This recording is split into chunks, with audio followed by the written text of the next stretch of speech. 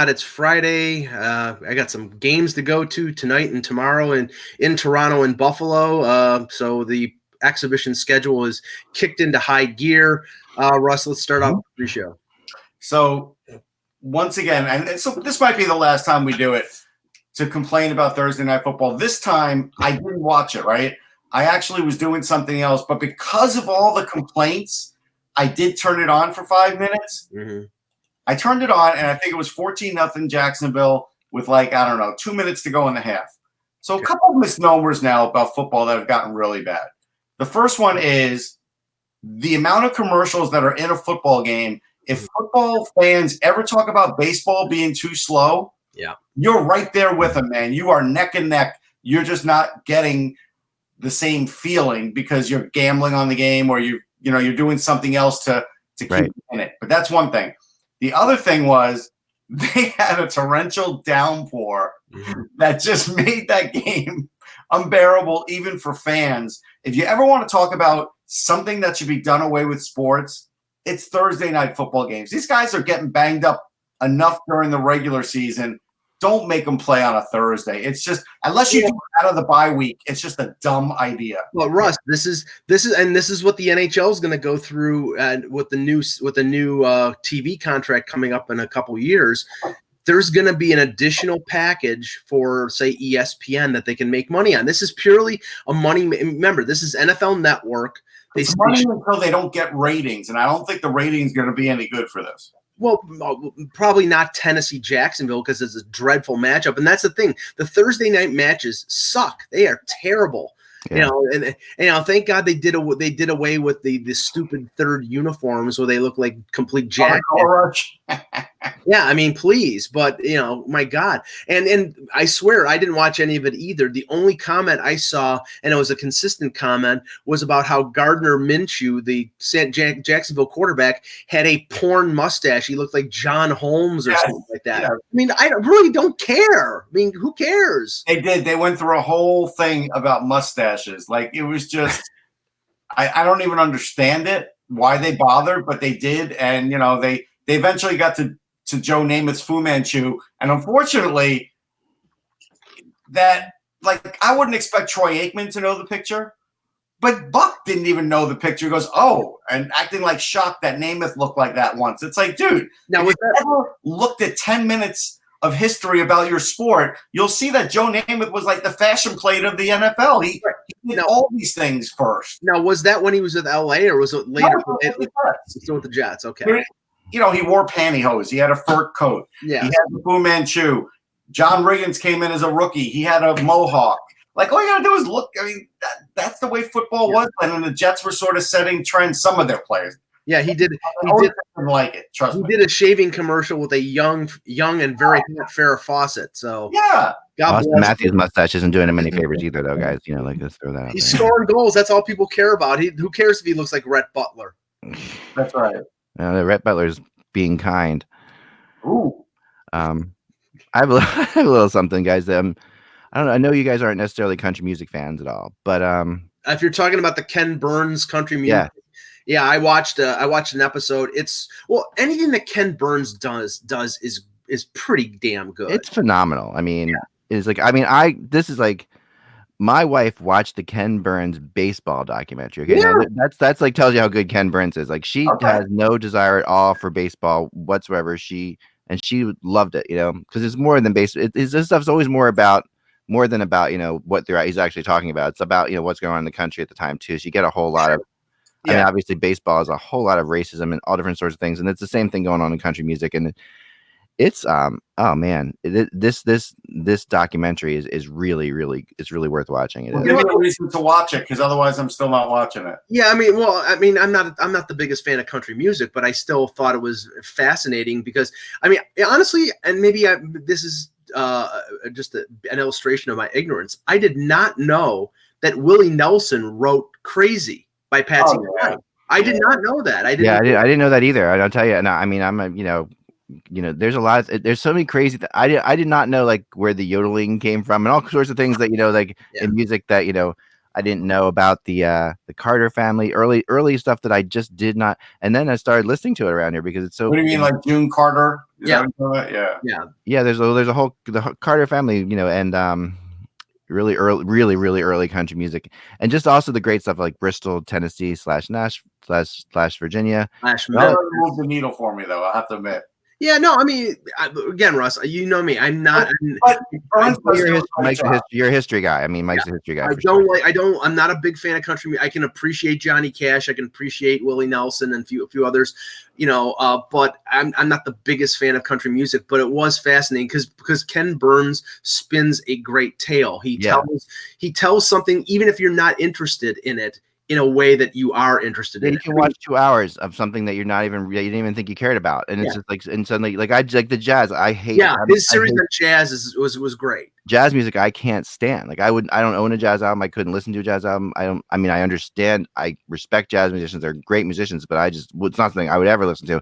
Country's just a little beyond that. Like I'm not a huge country fan. I enjoy country music for what it is, and I think there's a time and place for country music. I mean, the best I could say is that it's an American form of music, so I'll give him that. Sure. No, it is, and it's fascinating how it became that way too. It's just I've seen two episodes of this now. It's on Amazon too. You can just because I'm the age I am and country music exploded when I was a kid, I could probably name you 15 country music stars. I don't know if that does. Yeah, it's on the PBS website for free, so you can. Right, you can watch it on PBS. And I did watch Hee-Haw because I liked Roy Clark. Yeah, so like what I thought, what I couldn't help but think of watching this, having watched jazz. I mean, his Civil War, Ken Burns' Civil War, is unbelievable too. I mean, I still have issues. I'm telling you though, with the baseball, I still have issues. Well, I'm sure we would if they did hockey. Like anybody who really knows it.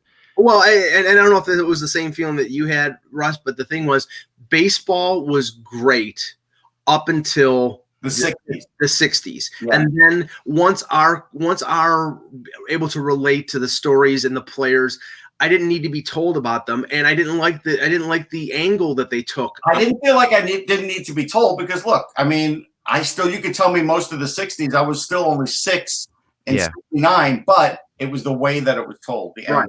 And right, exactly. So I mean, it's really good. No, and that's the thing, and I'm sure if you know something really well, like it would be. He's obviously not taking liberties, but he's you can't tell the entire story, so he's telling parts of it. He's telling, and you just can't tell the whole story. He should do like a documentary on pumpkin spice and how it started and why it should end. But watching this, it just cries out for him to do rock and roll. Like that to me is like, he's done jazz and country, and I just want to see Ken Burns. I'll tell you this. I'll tell you this. The one that impressed me the least. When he did World War II, it was called The War.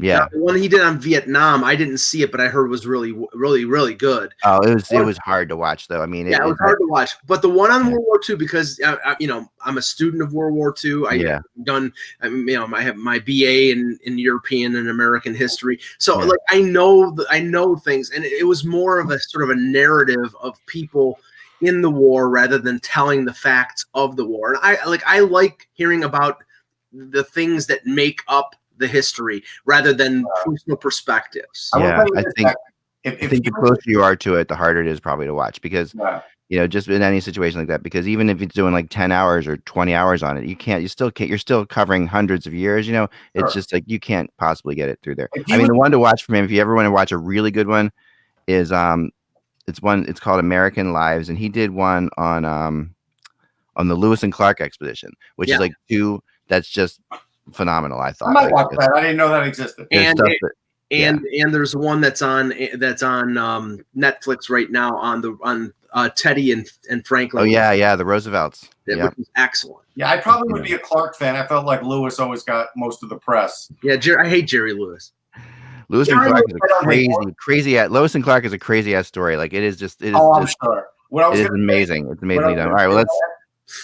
Yeah, and someone in the chat room said he did a history of the American West too, which is also incredible. I don't care about that. That's just. I mean, how Jerry Lewis and Jack Clark. Phil Collins did that too. What I was going to say is, if there was one on rock and roll, he should have done it right after the baseball one because there still were a fair amount of people alive, even from going through the 50s. Yeah. Now most of all those people are gone, and it's all gonna be, like footage, and it's not as good that way. Yeah. And you definitely have to get more people than like in baseball where he had Mario Cuomo as Right. it's like, okay, that was when Cuomo was thinking about running for president, and he was basically using it as a vehicle to promote his presidential. Like, to give you an example, Cousin Brucey, you would have had to have used him in this documentary, and he's long gone because he was a radio guy that lived through, the early days of like Elvis all the way through the 70s and 80s, and you need people like that, and there's not that many people like that left. Yeah, no, that's true. That's a good point. That's a really good point. All right, let's get going here. Here we go. All right, September 20th. September, really fast month so far, I think. This month feels... Yeah, the one that comes after August. I know. I think when we get back to actual hockey games, it starts to like just things start to fly again. Like that's what I feel like. Yeah. All right, here we go. Hello, Hockey World. It is Friday, September 20th, 2019.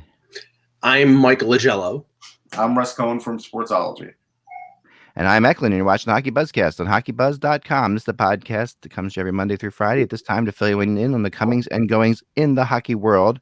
Last night, I got to watch my first live preseason of the season. Oh, that was your first one, yeah.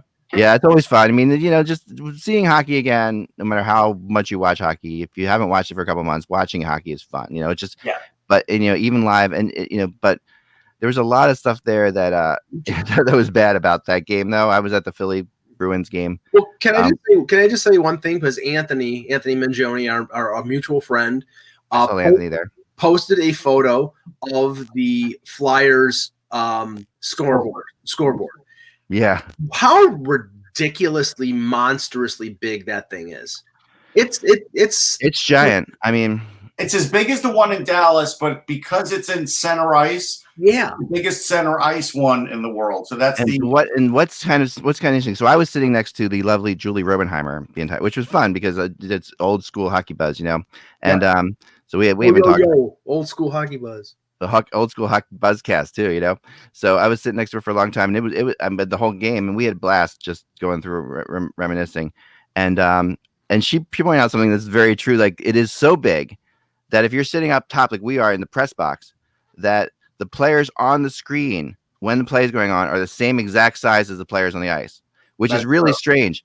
Like when you watch it, you can actually see that, and it is very hard. Like if you're sitting up high, like when you're sitting where we are, which is so my press box seat's kind of in the corner, so and at the very top of the building, right? So when I'm looking down to the other side of the arena, it's pretty far away. Like to see that goal, I'm not going to see much that happens. It's just.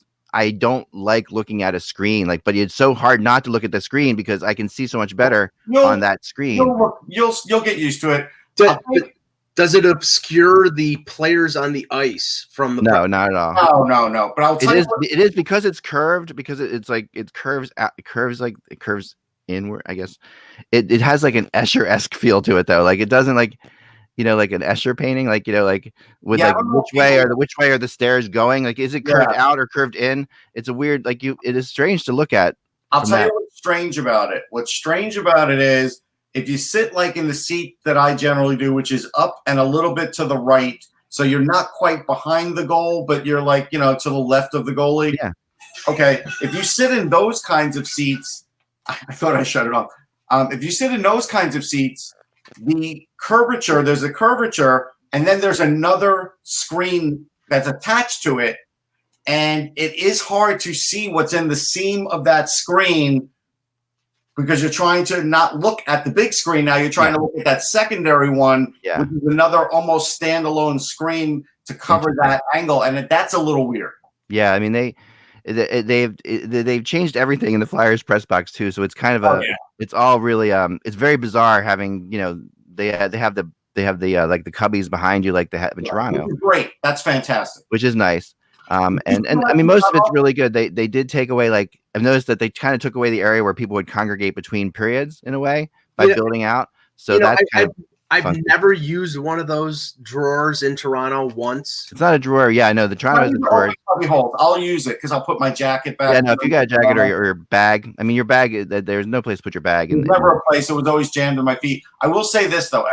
Yeah. When I first got up to that floor, I told Frank, no, this isn't the floor because I know. even the carpeting's different, so it didn't even look like it was the same. I know floor. when you're like at the balcony level, you're like, wait a second, I'm not. I know. Right. And then how you go into the building, everything that's really not well. It's all different. They've got to fix that. That's not a good situation the way they have that going on.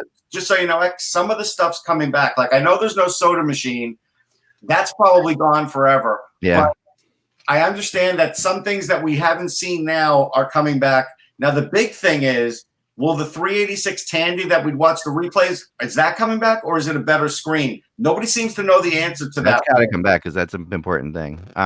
Yeah, obviously, this is probably boring to everybody else, but I think it's kind of like it is kind of just bizarre because I think that the thing that really hit me about the game first off is I'm sitting there and I'm going through the last game that I saw live. Remember, was also the Boston Bruins, so it was like the Boston Bruins in Game 7 versus the St. Louis Blues. Right.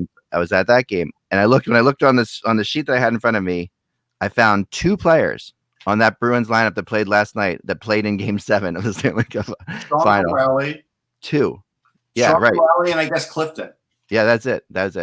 And that was astonishing. Like, first of all, to think about that, and it really does come down to this rule of the NHL of having to play a certain amount of pro players. The Bruins didn't follow that at all last night. There were players, that was really follow that. A backup goalie does follow that, believe it or not. Yeah, I mean that was really very much a Providence Bruins team versus the a Flyers like Lehigh Valley Flyers. No, actually, the first 2 lines of the Flyers, that was the Flyers. Without Konechny in it. Like if you were to put more, Joe Farabee, and Morgan Frost on the, they were. So the first line was Giroux, Couturier, and Farabee. That's where obviously Konechny would be normally. And the second line was Frost, Van Riemsdyk, and Voracek. Right. So that's your top 6, and the problem with that is Voracek is horrible. I'm sorry. I can't, he's unwatchable at this point to me. Like I can't watch Voracek. Like the amount of effort that he puts in, and I know it's preseason and I know like they're just skating around, but most pro players at least have like a certain level of like pride in their game. Like I would watch some Voracek shifts and just like where he would be make such a little impact on the play that it was astonishing. Just like, I like to do that sometimes I remember doing that with Rick Nash years ago. Yeah. With the Rangers when he would have shifts that were just invisible, like totally invisible. Yeah. Voracek much of it all the time. Actually, Frost was one of their better players. I mean, Halak really stole a goal away from him, but those top 2 lines, considering what they were facing, they were pretty awful. That they couldn't get any. Yeah, they couldn't get, and the defense was. I mean, you had a pretty good defense going too. But who were they going up against? Like, here was the issue. Yeah. Like Justin Braun was able to elbow these Providence guys in the face, and they'd lose the puck instantly. Yeah. Like, oh yeah. That's not going to happen when they play the real Bruins. Like, you know what I mean? Like that was the part of the game that you can't suspend belief about. Yeah. Yeah, you can't. I mean, the Bruins have some good young players. There's no 2 ways about it. But I know, but this is not. I mean, this is NHL. They should not. That team. But I'll bet you that lineup yesterday, if I looked at the roster, is probably 50% of what I saw at the rookie scrimmage in Buffalo. Yeah, I bet you it is, and that's what I'm saying. So the veteran defenseman like Braun was having a field day. Niskanen looked very good. He scored a goal. You could expect Matt Niskanen to get some goals, so that's not out of character. And Halak played great, so they were playing against a good goalie. Frost looked good. Again, Farabee's showing why he's probably not an NHLer right now. Well, and that's where I was cautionary this whole time. And unless something really clicks in the next 3 or 4 games, there is no reason to start him up with the big club. I would rather start Andreoff or one of those guys. There is no reason to have a kid spin his wheels and say he looks good out there, but he's not really producing. He's a guy that needs to produce. He needs to produce, and the other thing is like the problem the Flyers have that if Voracek isn't going to play, if he's not a factor at all, okay, like if we just take him out as a factor, they really lack snipers. Like they have no one who's going to put in goals. Like I mean, Giroux and Couturier, sure they're going to have their share of goals, but beyond that, JVR. JVR is, but JVR is like a weird kind of sniper, as you know, from Toronto. He scores goals in bunches. Yeah. He's streaky. He And has like his moments. And he scores on the power play. He scores on the power play. Let me ask you this, and this is a question for Mike, because last year's first half of the season was abysmal for JVR. So the JVR we saw in the second half was more like what you normally would see. Right. But what you don't really see out of JVR now is any goals scored beyond the circles at all, unless it's the power play. 5-on-5, he has to knock it in down low, or he's not getting a goal. No, that's true. And I mean, and Niskanen had a nice goal. Like he took a nice, and that was nice to see. But the thing that they really you really have is you have in Farabee, Frost, and Konechny, you have 3 of the same player. I mean, I'm not saying that they're exactly the same, but they're close enough to the same player that they could be awesome, and they all have their own little. They definitely have their own nuances that they do better than each other. Yeah, but to answer your question, Russ, the thing is that that's the dynamic of JVR, and it was for most of his time in Toronto. He set up at the side of the net on the power play. He was great with that in between the legs type of thing, or that spinorama where he could lift it up and roof it. But he's not a perimeter player. He doesn't, and I don't think he does well in front of the net, like in terms of taking abuse. So he's limited in his areas of effect. Tippins, you don't even see him scoring on wrist shots, really. No, and that's the problem with him, because when JVR is at his absolute best, he shares something I thought that he and Keith Primo kind of had in common, that they both could be the best player on the ice for an entire week. Like they just a week of games, like you could go like for a week, and they're by far the best player on the ice for any team. They're out there, they're making rushes, they're scoring off the rebounds, they're scoring on wrist shots, they're scoring outside, they're taking one-timers, and then they'll just vanish, and they'll vanish for Yeah, but Primo did. I mean, at times he was physical. He did go to the net. Oh, no, he was physical, but Primo also wasn't scoring on a slap shot, wasn't scoring on a wrist shot either. No. But once in a while, Primo would go nuts, and he would, and when he found another level, he would go crazy. And both JVR and Primo both had like kind of like mirror image of each other in a playoff run that the Flyers didn't do anything in. And both had these incredible playoff runs. Right. But I believe the earlier JVR, the first Flyers JVR, did score wrist shots and more 5-on-5 and everything else. And it just seems like he's got to be set up on the side of the net while the puck's loose, or he may not be scoring that game. And the concern with that is that JVR still has the ability and enough speed to get to his kitchen and be able to create offensively in a year or two. And this is one of the reasons why there was never any question that the Leafs were going to re-sign him. If he slows down, he's not going to be able to get to that part of that place in the net. I don't know. I mean, speed is not really his thing. I mean, it's not. No, but it was more of a speed component early on. Yeah, it was. I mean, Julie brought up Robenheimer, and we're gonna have her on at some point again, because she brought up a really great point. And because obviously she's followed a lot of these prospects. She's a prospect guy, like she's more of a college, but she talked about Farabee and she talked about Frost, and she said that to her the two of them look like they put on a lot of weight and they have no idea what to do with that weight. I thought that was really I think it's fair. I think because everybody told them to get stronger. Yeah. And I think they have done that. And but again, that goes to the whole thing where I'm saying, if you listen to the game, and you didn't because I was at home, so I did, right? Yeah. The praise that you're hearing for Joel Farabee are like the little things. Now, Frost was in front of the net, and he did show his skill. And, Halak, if he didn't make the save of his life, he would have had a goal. But the idea is, that's that one moment in the game, which is enough that you could do that every couple games for us to be an NHLer. But either one of them is going to be what they should be offensively right now if you let them start in the NHL. You could see that already. And so I don't want to force it. I don't. Well, the one thing we have to be careful about, and I think we all know this, is that you can't really draw conclusions based on games, especially games early in the preseason, because, like I know with Toronto, they have 54 players right now, and they're basically fielding two completely different teams. One team played against Ottawa in St. John's, the other one played against Ottawa in Ottawa, and right now, like in Toronto, the big story is, Jason Spezza and Freddie Gauthier in a battle for fourth line center, and that Babcock has been sort of slamming Spezza for showing more effort or doing this or that. And now tonight, they played in the first game in St. John's on different lines. Tonight, Babcock has moved Spezza to the wing, and he's put Gauthier as the fourth line center. If that ends up being the case where they move Spezza to the wing, I don't know how long, and I'm not saying this is just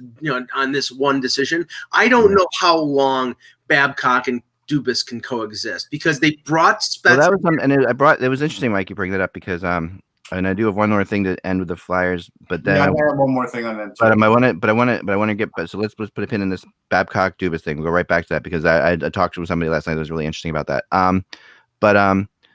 Yeah, the thing that when you watch the Flyers right now, and I know it's early and it's crazy early, and there's all different kinds of line combinations, and they're not playing their full lineup, but you have to realize that they have added so many different players to this lineup, and they're using a coach with a brand new system, that this is going to not go well early. It's going to be it's going to take them a while to gel like this, because it's definitely a more complicated system than they're used to, and Vigneault wants them to play a certain way, and you've got players who've never played together. I mean, and you've got a lot, so they almost have like an expansion team type feel to them in some ways, but with talent, the talent's there, but they just don't. This is a team that really desperately needs the preseason. Yeah, and I'll add this. So the other day on the Stick to Hockey podcast I do with Jason Ratias, we spoke to Mike Yeo, and they need this preseason. These coaches, there's no question. And to put a caveat on what Mike said, maybe don't put too much stock into the known NHLers, what they do in the preseason. But the coach put 100% stock into every one of these games for the kids, because this is all they're going to see from them, and guys are getting cut based on what they do in these games. That's definite. Yeah. And this is the thing. It's like when to your point about the like new combos, the Leafs' top two lines are players that had played together. Tavares and Marner would be Matthews, Nylander, and Janssen. The third line, the fourth line are going to be completely new units. Yeah. The defensive pairings is probably going to be Morgan Riley and Cody Ceci. It's probably going to be Muzzin and Tyson Berry, who the only time they've ever played together was at a World Championship a couple years ago. So you're talking about two completely new lines, three new defensive pairings, and a backup goaltender if it's Michael Hutchinson, who played 5 games in the NHL last year, and if it's Michael Neuwirth, who's played 28 or 29 over the last 2 years. It's a lot of changeover, and it's also going to be a situation where these players are going to have to get used to each other, and that's going to take a little time. It is, and unfortunately, with how tight it is in the NHL, you don't really have that time. And that's what's going to be tough with a lot of these teams, because they really, I mean, these when you try to predict who's going to, which I've already played around with, when you try to predict who's going to finish where, you realize that this is going to be one of the hardest years to ever predict that, and that there is not a lot of time to go south. Like if your team loses, 10 out of 15 games, you're in trouble, and you can't get back. I think one of the effects of that, especially with Toronto and Philadelphia, because I think they're in similar circumstances, is you're going to see a cut down a lot earlier to a lot lower number than you've seen before, because they want these players to play together over, like, say, the last 4 or 5 preseason games. I wouldn't be surprised if you see the Leafs cut down to, say, 30 or 31 after the next 2 games against Buffalo tonight and tomorrow night. Yeah, no, that's what they have to do. But to add to that as well with the Flyers, they're going to Europe to start the season, remember? So, like, they have that issue, so that might naturally make them cut down a little bit quicker, but it also is going to make it not that much easier to try to get that stuff going. Like they're going to be suddenly playing, in a totally different world, different ice surfaces, all kinds of things. It's going to be tricky. I mean, for them to get going right off the bat here, and they're opening with, I think, Chicago right over there. So yeah, and Chicago, I think Chicago's going to be really good this year. So that's going to be an interesting. And it's going to be an interesting one. I'm not 100% sold on him yet. Yeah. So along those lines, it was interesting. Some of the rumors that are flying around about this And then I want to get to Dubas and Babcock. But the Flyers rumors that were flying around last night is, the Flyers obviously have a lot of defensemen. They've got a ton of defensemen, and they also have a ton of prospects. When you look at guys like Frost, guys like Farabee, and even others, even other players that are coming along that are younger than that. And without the sniper, which is the Flyers are having a hard time scoring in the preseason, and it's doesn't seem like, and that was obviously their problem last year, and that's going to continue. Without the sniper, the thoughts are, could there be a trade here with the Flyers and the Winnipeg Jets? Are there partners here that if the Jets run out of patience with Patrick Laine, is that a possibility? Well, I mean, the one thing, and when we talked to Peter yesterday, that he sort of agreed with, he thinks that Winnipeg is not going to make a move on a defenseman until A, they know for sure what's going on with Buffalo. Right. And B, until they get a good look at some of their young players, because they're operating from a position of weakness. If they all of a sudden reflexively go out and say, "Oh, I'm going to trade for Justin Falk," or "Oh, I'm going to trade for Ristolainen," or "Oh, the Flyers got a bevy of extra defensemen, so let's go there," they're going to get taken to the cleaners because they're. So I mean, I would think that Winnipeg, even though this situation where they don't have all three of the right-handed defensemen they had last year, you're probably not going to see them make a trade until probably U.S. Thanksgiving. I can't imagine that they're going to go out and make that deal now. Yeah, I mean, I don't think they're doing anything right now. It's hard. I mean, that Central Division, if you fall behind, oh my gosh. Yeah, but inside the bubble, you have to pretend that you're a part of that team. Yeah. Inside the bubble right now, they're doing the all hands on deck thing, meaning they've got a lot of guys. They're going to try and use them all and exhaust all of that first. Right. Yeah. Yeah. No, they are. They are going to try to do that. But, this is a team that 2 weeks, if it fails miserably, 2 weeks into the season, different story. But think about the fan base in Winnipeg and what they've been through. They went through a bunch of years saying we're going to young players. We're going to be better. We're going to be better. We're going to be better. And they finally reached that point where they were better. Mm-hmm. And now they're being asked to kind of step back again, it feels like. And this is hockey life. I mean, it is, but at the same time, there are, I've heard things with Patrick Laine are really bad. Okay. So if you're going to move Patrick Laine for anything, if you are going to move him, right, if you're going to move him for anything at all, if you can move him for, I'm throwing these names out just wildly. Yeah. This is just speculation, but if you can get a Sanheim and Morgan Frost, for a Patrick Laine, or like a Nolan Patrick, who is a Winnipeg guy, that has to be the way things are going right now. Could be very enticing for both sides of this. Yeah, but they're going to wait too. I don't think they will move on anything with Laine until a month in the season and he misses a full month. If he misses a month, then they might be willing to do it. Right. But they're not there yet. Yeah, they might not be there yet. You might be right. I think discussions is fair. I mean, but there does feel like, of all the teams that match up, when I was talking to people last night too, it does feel like there is a match there. That there is because the Flyers definitely need the sniper type player, and wouldn't mind that kind of superstars type player. They're going to have to move a player that's making money, obviously, to do it. But they have a lot of prospects. And do you really need, Faberly, Frost, and okay, that's a fair point. But here's what I go back to. If you want to go back to last year's draft, it's nice that they got Cam York and Bobby Brink. Don't get me wrong; they're good prospects, and Cam York can be he could be a top pairing defenseman. He might not be, but he could be. Brink's not going to be a top liner. He's probably a second liner. You didn't get Cole Caulfield, who will be a top that annoys the hell out of me in this league. And so what you're saying is true. They have a lot of prospects. They have one of the best systems. But what you're also saying is true is that they don't have an elite sniper. And to me, they had a chance to get that. Yep. And they didn't. And they had it before with the kid in Chicago, right? Like the other DeBrincat. They could have taken him too. I mean, to me, yeah, it made sense when I was talking to people last night, and it feels kind of crazy, but I think there is something about this Flyers organization right now that would be willing to make that kind of a jump.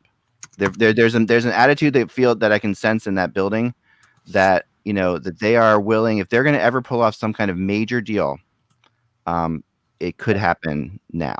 It really, and there hasn't been that feeling for a very long time in that building. Like we're going years and years and years. So whether or not it happens or not, you're right. They may still wait for a while. I think it's going to be a month. Yeah, it could be. But I think that there's something to that as this plays out. Let's get back to Dubas and Babcock. I talked to somebody last night who just nailed it. Like, and I almost want to bring up his name, but I probably won't for now. But he just said that, he said, listen, the thing that's going on there is obviously, you've got a really kind of lethal combination there with Babcock being this old school guy who just absolutely wants things done a certain way, and being a guy who wants to do things in a new way, right? So, and that they've done a pretty good job at balancing that, and the person who was balancing that really well for them, it was Lou Lamoriello, who could do both. Like he could be progressive and also be old school. But without him there, Shanahan's not that kind of guy who's gonna do that. I think the dynamic is, and I've observed this over the last couple of years, and it's getting more and more difficult for Babcock to do it. Babcock played favorites with the players that he liked. Yeah, the players that he was given to by at first Lou and then Dubas, he doesn't play. And an example of that late in the season last season was Nick Patan, who they acquired in a deal with Winnipeg. And Patan, I think, played 3 or 4 games. Babcock, he's a smaller, quicker player, offensively skilled. He used him at center one game, he used him at wing another, and then he basically didn't trust him and didn't really play him again. Yeah. Babcock, relied on his veterans like Hainsey and Zaitsev. They're both gone. He's relying, at the point I was making earlier, he's relying on a flawed, slow, big fourth line center in Freddie Gauthier, who is a borderline NHLer at best, rather than a guy who might be a borderline Hall of Famer in Jason Spezza. Now, Spezza's 36 years old, and he's not the same player he was in Ottawa, but he can win faceoffs. He's probably going to be on their second power, or should be on their second power play. He is leaps and bounds better than Freddie. He's also the prototypical guy that Babcock doesn't like. Right, and that's the thing. It's like, again, if he keeps going down this road and not playing the players that he should play and playing favorites with the players that he shouldn't play, then if they have a bad couple months, maybe Babcock doesn't survive. I think he's going to survive the season, and it's going to depend on how they do in the playoffs. But who is safer, Dubas or Babcock? That's a big question. It's not a big question at all. In the power, no. And one guy's getting paid what? How many millions of dollars per year? It doesn't matter. In a power struggle right now between Babcock and Dubas wins. Shanahan backs Dubas, you think? Shanahan backs Dubas. Every time. I am not 100% convinced of that, but I'll go with you on it. But I'm not I think that's not as solid as you guys make it out to be. Like it's an obvious thing. I don't think that's obvious. Now, I do think it's obvious. I mean, remember, Shanahan and Babcock have a really long relationship. Yeah, but honestly, I mean, it was funny. The people thought that Babcock wouldn't get the job in Toronto back in 2015 because the relationship between Shanahan and Babcock was never great. Well, it's never great, right? I remember that too. But I talked to people about that. That was really overplayed. Right. But and somebody in the chat dropped the elbow, says Freddie the Goat's a great guy. I mean, I'm not saying he's not. He is a great kid. He's but that is not the issue here. It's who is the best players. All right, I got breaking news. Go ahead. So, and Eck will like this. Try to fix it. Go ahead. His favorite goalie, Carter Hutton, has 23-karat gold leaf on his Sabres 50th anniversary mask. Carter Hutton is making too much money. That's what that tells me. I thought I was the only one who had gold leaf on my goalie mask. That's impressive. 23-karat, Eck. 23-karat. Yeah, somebody's gonna rob that mask. Probably. Or a shot's gonna happen. It's gonna chip off a piece of that gold, and some ice girl is gonna take it and be rich. Hold on. Nobody's gonna rob it because it says Huts on the back. It's another terrible. No, but a piece of that gold could pop off. They'll melt it down. I mean, if you take a shot in the right spot, tell me that gold's not going to chip off. Russ, if he's walking down downtown Cheektowaga, that thing's going to get ripped off and it's going to melt it down. Telling you right now. Yeah, it's 23 karat gilded gold leaf. Like That's like a passive aggressive statement if I've ever heard so about being the starting goalie for the Buffalo Sabres. That's really something. Wow. Do they have gold leaf in Rochester? No, just kidding. Let me say something about Spezza, who actually, in all fairness, is a fan of Hockey Buzz, and I like Spezza. He's a good guy. One of the few guys that will wear a Hockey Buzz like hat around the locker room. But Spezza is like, yes, he doesn't have what he had, and he doesn't, obviously but he is, I wouldn't call him a Hall of Famer, but he's definitely a solid player. I said borderline. But I think that the other thing about him is that he has always gotten flack for not working hard, but in similar ways to Matt Sundin got that flack. He's so big and his stride is so pure that it doesn't look like he is pumping his legs, but he's flying out there. So that's the thing about Spezza. It's always been the case. He is way more skilled. He makes things look very easy, which sometimes works against him. Well, that wasn't the thing against Matt Sundin. The thing against Matt Sundin is he wouldn't waive his no trade clause. That's later, yeah. But I remember early Matt Sundin. I remember the people complaining about that Matt Sundin wasn't working hard enough because he just didn't, and this happens with a lot of bigger players too. Sure. I think Dave Andreychuk. Yeah, and I think JVR suffers from this too sometimes. These guys who are bigger, they don't look like they're working that hard. Because not all those guys are that size, and I think even Rick Nash to a degree. Now, a couple things here, and then we got to do the team previews. Russ, Dan Girardi retired today, 13-year NHL career, 35 years old. First, give us your thoughts on that, because an amazing career in the sense that I looked it up. I think he played 927 games, undrafted. So he's an undrafted player. He had a junior hockey career, was pretty good, but the fact that he went undrafted and played all those games. He was, everybody overuses the term warrior, but it actually does work for him because how many shots has he blocked in his career? It's just how many times has he put his life on the line for hockey teams? It's really astounding. And he said he left it all out there in his quote today, and he's right. There's very few guys in any sport where you could just say, you know what? Even though it's 35, there's just nothing left because of everything he gave all the time. And you know what? Durability this guy played hurt a lot. In the Tortorella era, oh my God. When they were blocking insane amount of shots, he was the leader of that.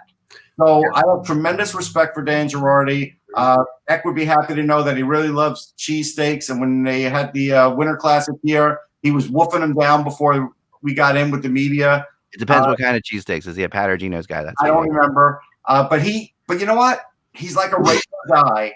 But I got to tell you, this guy, the kind of shape that he had to be in to block all those shots and take that punishment, my hat's off to him, man. Yeah, as long as he didn't put Swiss cheese on the. I'm going to do a couple quick news things and then we'll move right into the thing. Okay, so really fast. On Rantanen, I wrote about this today. Ryan Clark of The Athletic is saying that the Avs are looking to sign him for a deal for 6 to 8 years with an AAV in the range of 8.4 to 8.75 million. Will not happen. My sources with Rantanen say that if you're looking at 6 to 8 years, it's got to be over 9 million. And if you're looking at 8.5 million, you're looking at 3 years. So that's I agree with that. That's the difference that you see there. So when his agent came out and said he should be, comparable to Marner, that's consistent with that report. Yeah, and I think he should be. The Rangers came to terms with South Jersey native and a friend of Russ's, Tony DeAngelo. Not a friend. It's not a friend, but you followed him for a very long time, obviously. You can get a loan from him now, Russ. He's in your area. He's in my area. Tony DeAngelo, who I think is they got him for just under $1 million for 1 year. I think this is like a good deal for both sides because I think DeAngelo has a bigger upside than people realize. Yeah, there's a lot of DeAngelo haters because of a lot of different factors. A lot of things. He's been moved around a lot, but that hasn't been his fault. It's been no, it hasn't been his fault. I did try and point out that to people. It's hey, he's one of those guys that's been a victim of circumstance, and you don't know what the role is, right? Yeah. He had 30 points last year in 61 games. I would take him on my team any day of the week, especially on the power play. Yeah, no matter what you think of him, that's a good year. He and Werenski, I'm not saying he's got Werenski skills, but they're not. It's not as far off from Werenski as people realize. I think if they I think that's fair. His skating is as good as Werenski. I can tell you that. This is a prove it contract for him. It's like right, and that's perfect for him. I think I think a little bit of a slap that the Rangers weren't willing to go to $1 million for 1 year. They like right underneath it, but I think they just don't have the money. But he had 82 blocks, which is more than he's ever had in his career. So he's putting it on the line. He was a clutch player last year for the first time in his career. Like, he was really good for the Rangers. And you know what? He will get his contract next year if he has another year like this. And if he puts up 40 points, he'll get a pretty nice deal. Yeah. I don't know if they'll have the opportunity to put up 40 points with all the guys they added, but they have a lot. But he's the kind of guy who probably will. Like, and so the other news is Ryan Poling had Eric Engels, former Hockey Buzz alumni, is reporting that he has a concussion by simply tweeting out Ryan Poling has a concussion.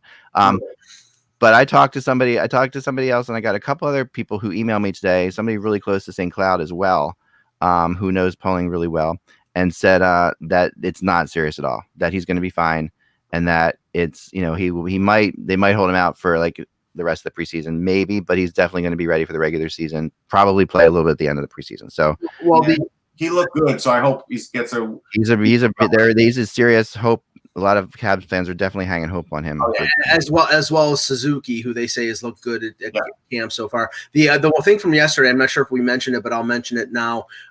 Brandon Montour for the Sabres suffered a hand injury. It must be serious because they've already said he's going to miss the entire preseason and early regular season. Yeah. That means probably, and they haven't released any more details, but if it's that long, it's probably a broken finger or metacarpal. And if that's the case, he was supposed to pair with Rasmus Dahlin. So now, you're probably talking about Henry Jokiharju, who they got from Chicago, making the team, and it probably affects them immediately trading Ristolainen. I was on the radio. I was on the radio yesterday with Mike Harrington from the Buffalo News, and he basically said he agreed with my assessment that if they're going to trade Ristolainen, it's probably going to be Thanksgiving or maybe the deadline, because his value right now is depressed, and they basically need Ralph Kruger to boost up his value to get him to play better. And if that happens, then a trade could happen. But right now, he doesn't think that a Ristolainen trade will happen. And they don't have enough defensemen on the team. Right? Well, they have enough defensemen, but not good defensemen. But the right side right now, I mean, it's going to be Colin Miller probably playing with Dahlin, Jokiharju probably playing on the bottom pairing, but they've lost Bogosian again. He's out till November, and now Montour, so they're a little shorthanded on the right side. All right, let's go to our previews. Today we're doing the LA Kings and the Minnesota Wild in the next 15 minutes, maybe. Okay, so that's fine because these teams are in. There's not a whole lot to say about the Kings. So I want to start with the Kings first, and the Kings last year 8th in the Pacific. They should get used to that position. 15th in the West, 8th in what is probably the worst division in hockey, as well. This is a team that that suffers from winning Stanley Cups and bad contracts and getting through that. The biggest change, the big change that was made is the bringing in of Todd McClellan, who is a coach that there is very polarizing among people that you talk to. I personally am not a Todd McClellan guy. Some people are. I did not like him at all with what he did in San Jose. I thought for years the Sharks floundered because of some of the stuff that he did, especially in the playoffs. And then he went to Edmonton and didn't fare any better at all. But he's got a lot of people have a lot of respect for him. And this is a guy who is definitely more experienced, I guess, than Stevens, who he's replacing. But I thought Stevens did a pretty good job considering what he had to work with there, honestly. No, even though they were bad. I mean, and it all comes down to the fact that, listen, I mean, there's Anze Kopitar and Dustin Brown have to have killer years, and if they don't, this team isn't relevant. These are two players that 2 years ago had really good seasons and kept them relevant. Last year, just didn't. I mean, they made a really bad signing last year in Ilya Kovalchuk. Jeff Carter's definitely on the downside of his career, to say the least. They have some good prospects coming. They got a lot of them. Bjorn Fott, Velarde, they're loaded with prospects. but they're not quite ready for them yet. And I think that Kale Clay could be ready. Who do you think? Kale Clay. Okay, yeah, there you go. So, and Jonathan Quick, who is destined to, if I could make one crazy wild prediction right now that we'll all remember, that Jonathan Quick will be the goalie for the Seattle Sasquatch when they open their season. Oh, that's not crazy because they have people. It seems like the perfect person for that. Yeah. Unless he has a no move clause, which I don't think he has, but if he does, then he can't be. He would have to waive it, and if he doesn't, right? I think he would, and I think that when you look at the situation, I mean, they've got some goalies coming up that they like. Jack Campbell is not the guy, but he's good enough right now, and he's a good enough backup. He doesn't have a no move clause. Well, I mean, I'll just. Don't you think? I mean, does not make sense if you're Seattle and you know that he's going to be exposed by the Kings. There's no question. I think that Jonathan Quick will be the goalie, and it follows in. So here's an update. People said Clay had a lousy game last game, so we'll see. He may not make it. He's young. He's 20. Unless the Kings trade him before the expansion draft, and then all things are. But I'll just give you a brief, Cliff Notes version of the Kings. They're probably going to finish last in the Pacific. They have some good young players, like Russ said. I think right now the focus for them is you've got Toffoli, you've got Trevor Lewis, you've got Kyle Clifford, UFA, a few other guys, UFA. They're going to be sellers at the deadline. Yeah. Rob Blake has a chance to turn things around, start the process early. The question is whether he can find somebody stupid enough, and I'll just say that, to trade for Kovalchuk. I don't think he's going to be able to. He's probably going to end up having to buy him out, and there's no savings there because he's an over 35 contract. But it's a question of how deep they want to go in terms of flipping the roster over. They keep Kopitar, they keep Doughty, they probably keep Quick for a couple years, but the rest of that roster, they're gonna try to flip it and try to rebuild completely. Here, This is chilling, though, and this is something that I brought up last year that's still lingering. Lisa Dillman with The Athletic in Los Angeles. September 1st, there was a post, Gabe Vilardi is progressing in his recovery from lingering back issues. Progressing. So, of course, fans now are like, hey, where's Gabe Vilardi? It's like, you're not going to see him for a while. I don't know when you're going to see him.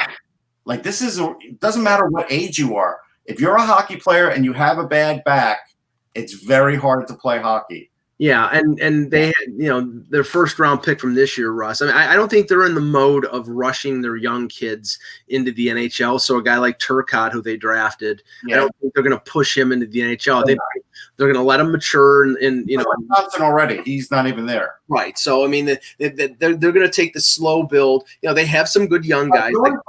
I don't think has reported overseas yet. I could be wrong, but Bjorn Fott. I don't know. I don't know what they'll do with him. I don't know if he's played. I got to look. I thought I saw him the other day. Yeah, but I mean, a guy like Carl Grundstrom, who they got from the Leafs last year, played very well in a limited number of games. Yeah. And I could see him be, a good third line, maybe second line winger. I've always liked him. He's a feisty kid. But they have to emphasize their young guys and get rid of their old guys. And they need to be bad. I mean, they need to get like the top pick. They need to get. Yes, because this is a market that it's going to be interesting to see how they react to this. Because Bjorn Fott is playing right now, so there is a possibility. I mean, this is a market that has always been. I mean, the Kings market was not always strong. They've been around forever. They have some really incredible diehard fans that have been around since the beginning, but they also have had trouble selling tickets at times. And after so much success, with this team being so down and so many options in the LA market, this is a tough one. That's why they really need some pizzazz. That's why they went for Kovalchuk. And that's why I think that the best thing for them would be, as someone said in the chat room, to be in the Lafreniere sweepstakes. Yeah, sure. Everybody wants to be in the Lafreniere sweepstakes. They did add Ron Hextall, though, as an advisor. Now, that's a big deal for the future. Trust me when I tell you that. Do you think he's the future GM of that team? I don't think he's the future GM, no. I think he's going to be involved in their future, though. I do. Yeah. Now switching to Minnesota, while Fenton was there, I was not high on what they were doing. Their direction was definitely going into sort of a reset, rebuild type thing. That apparently is changing under Bill Guerin. They did make the long-term extension for Jared Spurgeon, so the possibility of him being traded is now gone. The only thing I'm concerned with is, your core group on that team is over 33 or 34 years old. Suter, Parise, Koivu. They've got some good young players. They bring in Fiala. They bring in Donato. Their defense, if Dumba comes back 100%, is pretty decent. He'll be 100%. Yeah, I just don't know whether they have enough in that tough division. I mean, if I was making a bet of who's going to finish last in the Central, and that's not a disgrace because it's a great division. No, whoever finishes last in the Central is good. Yeah, I'm thinking Minnesota is going to – they could be a 90-point last place team. They could be. I was watching them the other night, and Donato looks really good. Look, they have a good goaltending tandem. I mean, Stalock and Dubnyk, that's a good tandem, man. I mean, they're either way, you got a really good goalie there. I do think Dumba will come back strong. Spurgeon looked good.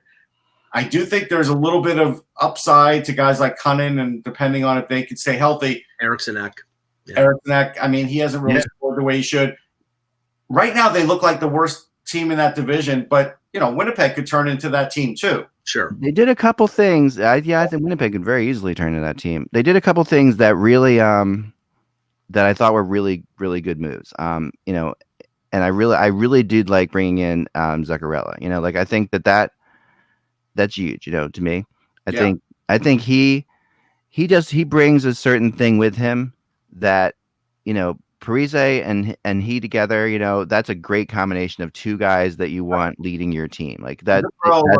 He did. That's a locker room that you want that's going to be solid. That's like you're talking about two guys there that are going to be, and Eric Stahl too. Throw him in there as well. Especially at the cap hit that they brought him back, but and they signed Ryan Hartman for less than $2 million a year, which might be a good move. The one not a Ryan Hartman. He had a good game the other night. He did. Yeah, but he's a time bomb. He's such a The ones I question though, the Victor Rask deal for Niederreiter turned out to be a complete bust. Rask did not play well in Minnesota. Niederreiter played great in Carolina, so they have to get something more out of him, or that's a complete dud of a deal. And yeah, like Russ said, I think they need guys like Eriksson Ek and Cunnin and Donato, who they get from Boston. Donato they're testing out as a center, Mike.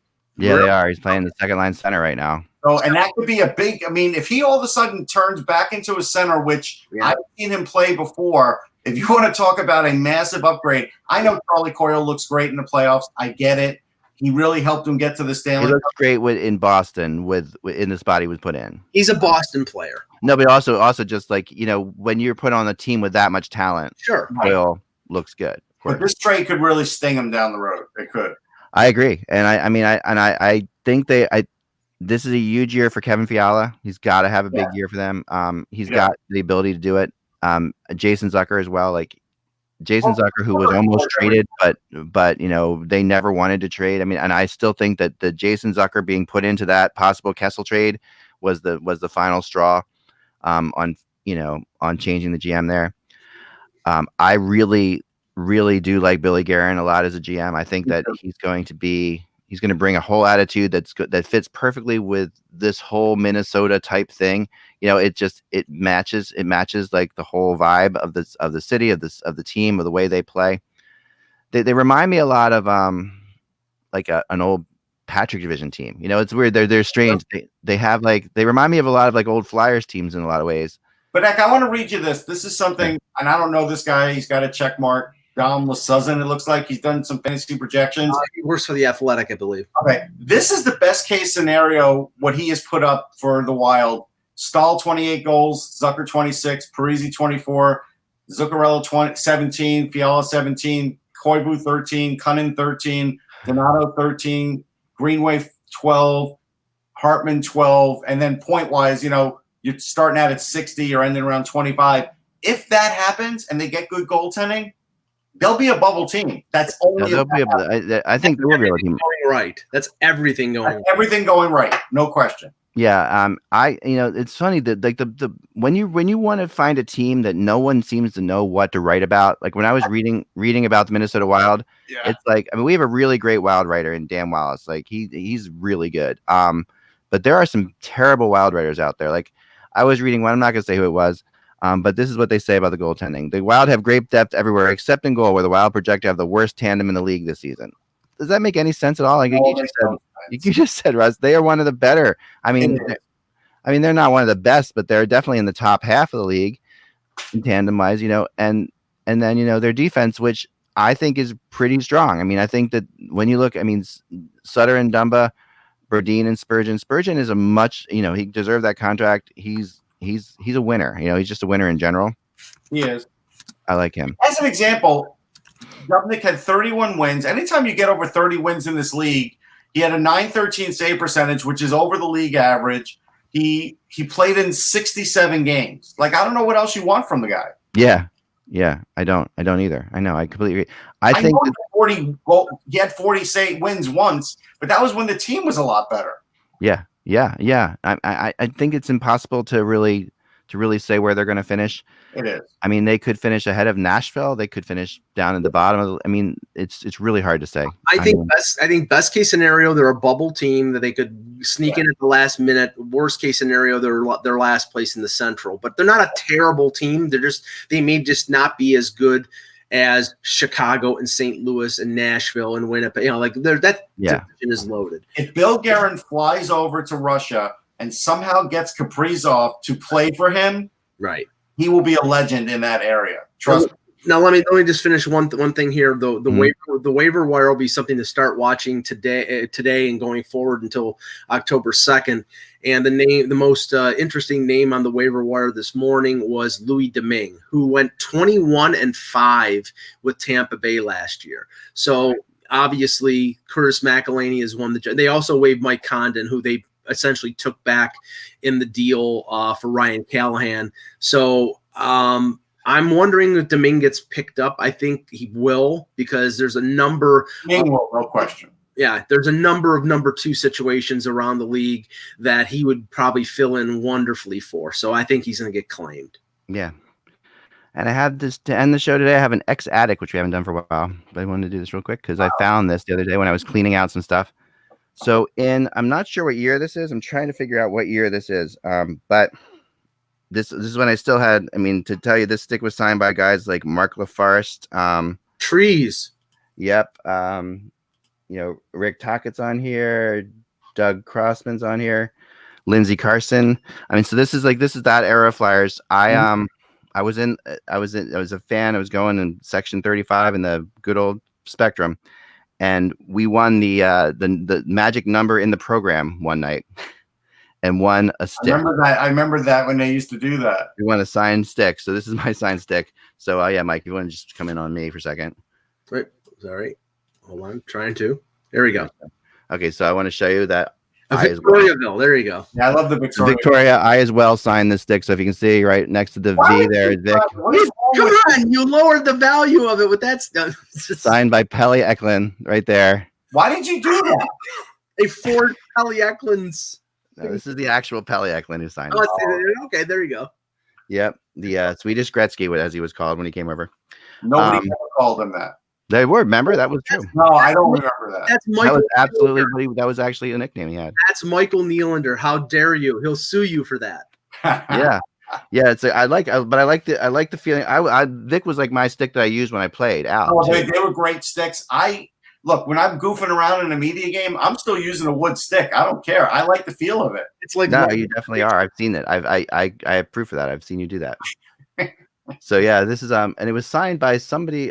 I don't know. I think this on the blade itself here. I remember this because he didn't sign this, but later my sister got. See if you can figure out who that would be. It's kind of hard. Yeah, it's too hard. It's only just tell us. That would be Peter Zezel. Oh, Zezel! Wow. Yep, my sister was like every other 13-year-old girl at the time. Was a huge fan of the late great former Leaf. Yeah. Yep, and he didn't sign the stick for some reason because I guess he wasn't there. They signed it, so she took it to the carnival, I believe, and got that. Oh, that's nice. Yeah, so there you have it. Great. Anyway, just a little bit of ex-addict for you guys. I hope you guys have a fun weekend. There's a lot of games, obviously, this weekend to go to. Rangers Flyers Saturday should be fun. Yeah, Rangers Flyers Saturday will be fun. The battle of the QEW resumes tonight. Sabres Leafs. Yep, always fun. And I think the Blue Jackets and the Penguins play 6 more times in the preseason too. So you want to check that out. We didn't even get into Elvis. This guy. Oh yeah. Yeah, if you got a chance to listen to his interview after the game, he's going to be fun. He's fun. He is his thinking. He's like I haven't played against these guys, except in PlayStation. I thought that was hilarious. I'm like, oh my gosh, for him to say that, and just this pretty good goalie though. He is. He was like, he made this great save across, and he said they were asking him about how great the save was, and he's like, it was a good save, but my God, did you see that saucer pass? He's like, I've never seen a saucer pass like that in my life. Like the pass that was made across that he made that even. Wait, hold on, we got a breaking news. All right. Jordan Hall just reported that Alain Vigneault, and this is something that I talked about on Stick to Hockey Act, that this is not shocking, especially after what we witnessed yesterday. Alain Vigneault said Saturday lineup will be completely different than what the team showed today. They're changing the direction and accelerating the roster construction because Vigneault believes vets need more time / games to get ready. Well, this is a good move by Vigneault because they absolutely do. There's no cohesion at all. They look like the team that have never played together before in their lives, which they are. And the other thing that is kind of fascinating is the fact that the Flyers in 2 home preseason games have yet to put Carter Hart on the ice, which, I think that they need to do that. They need to get that just for the fans base. I know that there's something. I think we're going to do it Saturday. I think you'll see it Saturday. So Saturday night should be a good one. I am going to try to be there. My daughter has a soccer game in God knows where, but I'm going to try to get there in time for Saturday night's game. All right. Remember, guys, without the buzz, it is just hockey. We will talk to you soon.